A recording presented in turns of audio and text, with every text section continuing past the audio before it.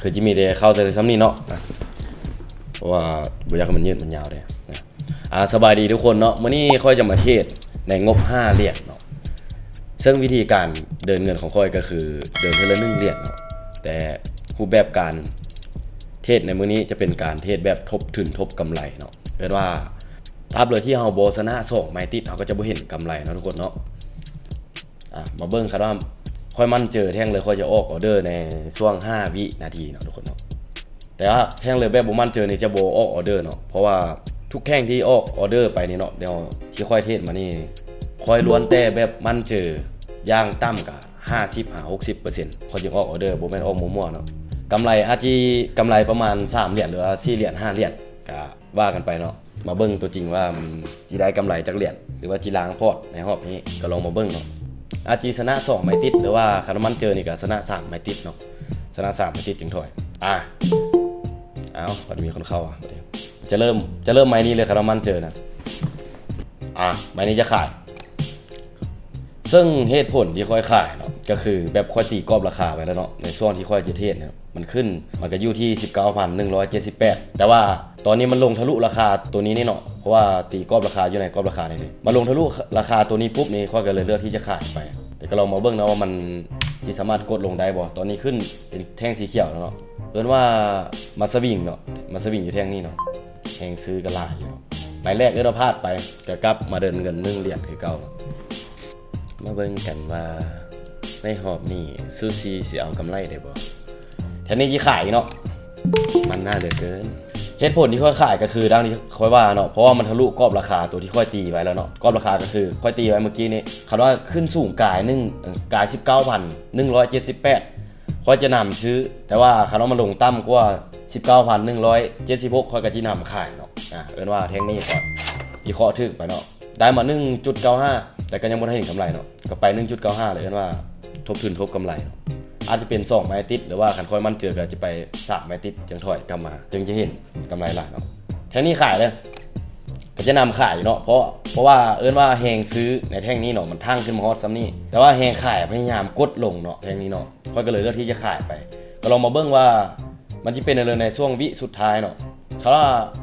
มันขึ้นสีเขียวในนี้ฮอตวิสุดท้ายเขาก็จะเสียเงินไปเนาะว่าบ่มีความหมายเลยเนาะค่อยได้ไม้นึงนี่นะแต่หากว่าทำมันยังกดลงไปได้เดี๋ยวเราพลาดไปเนาะชนะได้แต่ไม้เดียวบินไม้เดียวว่าไม้ที่2แล้วพลาดไปพลาดโอกาสไปแล้ว2ไม้เนาะว่าโอกาสยัง3เทื่อหรือว่า3เหรียญนั่นเองมาเบิ่งว่าจีสามารถกอบกู้เอาทุนที่เสียไปแล้วก็เฮ็ดกำไรได้บ่คันแท่งนี้คันมันลงกายแท่งนี้ค่อยจีขายคันว่าซ้ำนี้ค่อยจีซื้อคันว่าซ้ำนี้ขายแล้วมันแซงแท่งนี้ไปแล้วเนาะแต่ว่าช่วงนี้มันเป็นไซด์เวย์เนาะแต่ว่าเบื้องแนวโน้มของมันนี่อาจจะเป็นแบบไซด์เวย์ขาลงหลายกว่าเนาะก็เลยเลือกที่จะขายในแท่งนี้อยู่นิ่งได้บ่มาเขาใกล้ละชนะมาไม้แรกแล้วมาไม้ที่2กันเลยแท่งนี้เนาะคันว่ามันขึ้นโบเกินแท่งนี้ค่อยจีขายทุกคนเนาะขายกันแล้ว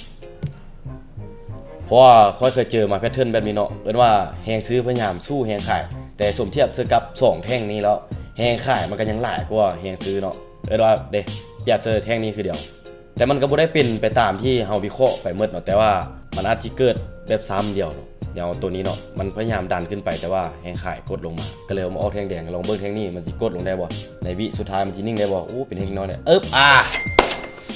ว่ากำไรมา2ไม้ติดเนาะทุกคนเนาะชนะมา2ไม้ติดกำไรอยู่ที่ 0.8 เหรียญเนาะตอนนี้เนาะคันว่ามั่นเจอเนี่ยเขาก็จะไป 3.8 เลยเนาะแต่ว่าคันบ่มั่นเจอเนี่ยก็จะไป1เหรียญเราป้าไป1เหรียญก่อนคันว่าเกิดเป็นแท่งมั่นเจอขึ้นมาแต่ว่าช่วงนี้สวิงเนาะว่าสวิงแหงนะช่วงนี้กราฟวันเสาร์วันอาทิตย์นี้ยากพันผ่อนเนาะคันว่าลีกเลี่ยงได้นี่ก็บ่ยากประเทศเลยเป็นการรักษาต้นทุนเนี่ยกลับมา1เหรียญคือเก่าไม้นี้บ่มั่นเจอข้ามไปก่อนมาเนี่ยถ้าเป็นแท่งน้อยๆเดียวเนาะเป็นโดจิแบบหลายๆแท่งเนาะแบบแท่งลังเลแท่งหรือว่าแบบซับง่ายๆฟังง่ายๆของเราแท่งลังเลมันเป็นหลายช่วงนี้เนาะมันก็จะเกิดหลายๆช่วงวันเสาร์อาทิตย์นี้พันผ่วนแห้ง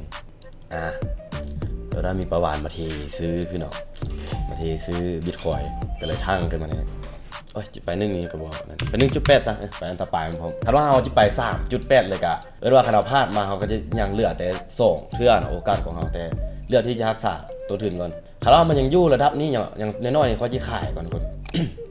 เอิ้นว่าเหตุผลที่ค่อยเลือกขายเนาะก็เอิ้นว่าแบบแฮงซื้อมันทั้งขึ้นมาสุดแล้วแต่แฮงซื้อประกอบกับแฮงซื้อในแท่งนี้เนาะมันขึ้นน้อยเดียวเอิ้นว่าแฮงซื้อมันยักมืดไปในแท่งนี้หรอกค่อยก็เลยเลือกที่จะขายไปในแท่งนี้3.5เอ้ยบัตรนี้บ่ได้3ไม่ติดจิบ่กลับเด็ดขาดเลยก็คือเนี่ยเมื่อกี้เนาะคันเฮาไปพยายามเอา3ไม่ติดนี้เอิ้นว่าเสียแล้วเนาะเมื่อกี้เนาะแต่การรักษาต้นทุนของเราก็คือเลือกที่จะขายได้มั้ยเนี่ยการรักษาต้นทุนของเราก็คือว่าเราได้2ไม่ติดเราจะกลับมาเดิน1เหรียญคือเก่าซึ่งเหตุผลที่ค่อยขายเนาะในแท่งนี้เรียกว่าราคาที่มันขึ้นสูงสุดในช่วงนี้มันก็อยู่ที่ 19,180 ก็เลยตีกรอบราคาว่ามันจะเป็นไซด์เวย์อยู่ในกรอบราคาของช่วงตัวนี้เนาะเรียกว่าการตีกรอบราคาเนี่ยมันก็ไซด์ได้บ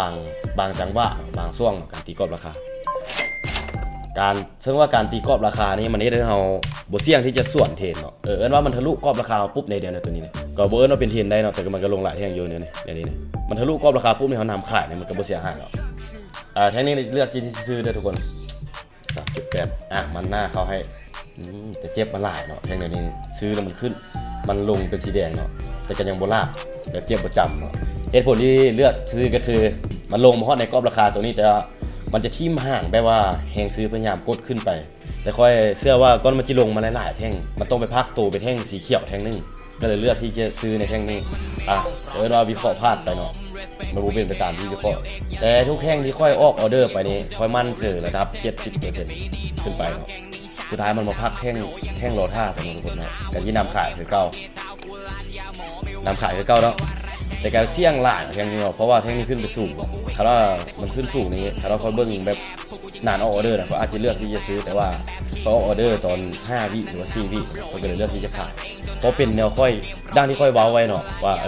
มันจะพักโตอยู่แท่งนึงแล้วมันก็จะลงไปต่อไปประมาณ2แท่งหรือ3แท่งการรีพอร์ตที่ไปแล้วเรียกว่าชนะ1ไม้นี้มัน3เทื่อเนาะ3เทื่อการแท่งนี้แบบบ่ลงยาวกันอยู่ซ้ำนี่ที่เลือกขายถ้าลงยาวเกินที่ซื้อแต่แท่งนี้ขายอย่าเด้ออย่าสลิงแหงเด้ออย่าทางคือแล้วเหตุผลที่เลือกที่จะขายในออเดอร์นี้เนาะก็คือดังที่เว้าไว้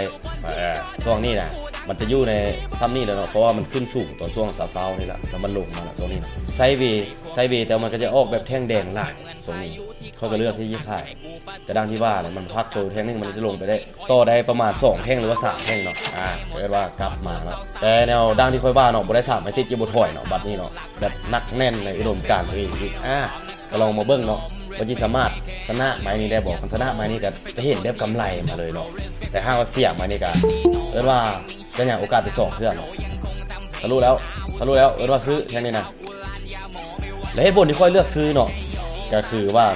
เพราะว่า2แท่งนี้มันลงหลายเกินไปแล้วค่อยก็เลยวิเคราะห์ว่า2แท่งนี้แห้งขายมันจะมืดใน2แท่งนี้แล้วเพราะมันลงหลายเนาะพยายามทั้งลงมาแบบจนมาเตะราคาตัวนี้แต่ว่าแฮงซื้อก็สู้เนาะแฮงซื้อกดขึ้นมาแต่ว่ามาเบิ่งแฮงนี้มาลุ้นกันเลยว่ามันจะอยู่สีเขียวในฮอตวิสุดท้ายบ่2-1ว้าวเป็นว่าชนะ3ไม่ติดแนวดังที่เฮาตั้งเป้าไว้เนาะทุกคนเนาะ3ไม่ติดแล้วเนาะก็จะกลับมาเดินเงิน1เหรียญเก่าค่อยๆบ่มักเนาะไป 1.42 ซะบ่มักอันตะปายนะแต่อันตะปายนี่ก็เอิ้นว่าเป็นเงินนะทุกคนเนาะถ้าคุณเป็นเงินกีบเนี่ยก็เอิ้นว่ามีค่าพอสมควรแท่งนี้นะถ้าว่ากดลงล่างได้ขายคุณมาดีดขึ้นเลยเขาตกเจอซื่อๆเนาะเหตุผลที่ค่อยเลือกขายในแท่งนี้ก็เพราะว่ามันมาพักโตอยู่แนวค่อยว่าเนาะแต่ประกอบกับ2เส้นตัวนี้เนาะมันซักลงทุกคนแล้วมันยังมีแนวโน้มที่จะลงหลายกว่าลงเป็นสีแดงกว่ามันลุ้นกันเลยว่าว่าสามารถวินในแท่งนี้ได้เนาะก็เอิ้นว่าได้ตามเป้าเลยเนาะ5เหรียญทุกคนเนาะโอเคก็ได้ตามเป้าเนาะทุกคนเนาะเฮ็ดในรอบนี้เนาะอีล่าอีเหลือพอสมควรมาชนะ4แมตช์ติดแต่บ่ได้ออก4แมตช์ติดโอ้ยอยู่3แมตช์ก็คือทุกคนหลาย3แมตช์ติดก็คือดังที่ว่าเนาะดังที่ว่ามาตลอดเนาะหรือว่าเขาเทศได้ตามเป้าเนาะระเบียบวินัยก็คือว่าต้องเข่งคัดเนาะก็ต้องหยุดเลยแต่ว่าแท่งต่อไปเขาจะมั่นเจอเสมอก็ยากก็จะหยุดเลยเนาะเพื่อเป็นการแบบสร้างความรู้เคยตัวเองได้เป็นการเซฟได้ถ้าเราบ่มีระเบียบวินัยนี่เทศไปโตในบ่ฮู้เจอกราฟแน่เลยอาจจะเสียไปก็ได้เนาะเทศต่อไปอาจจะเสียก็ได้แห้งว่าเป็นกราฟวันเสาร์วันอาทิตย์นี้แห้งได้ระวังนะทุกคนเนาะก็เลยกำไรอยู่ 5.7 เนาะ ใช้เวลาเทศไปในรอบนี้ก็อยู่ที่17นาทีนะทุกคนเนาะมาคูณเบิ่งเลยว่าคูณเป็นเงินกีบกันเลย 5.77 คูณกับ 18,500เลทโทษเนาะรอบนี้เราก็กำไรอยู่ที่ 16,000เนาะทุกคนเนาะแสนปลายเนาะเนาะโอเคว่าได้อยู่รอบนึงได้กำไรสำนี้เนาะแต่ได้ว่าในรอบนี้เขาจะพักมีผู้เหลือเทศตามเลยบ่อย่าคิดว่าคันมีแล้วก็ไปสนทนาเดี๋ยวอยู่ในกลุ่มเนาะ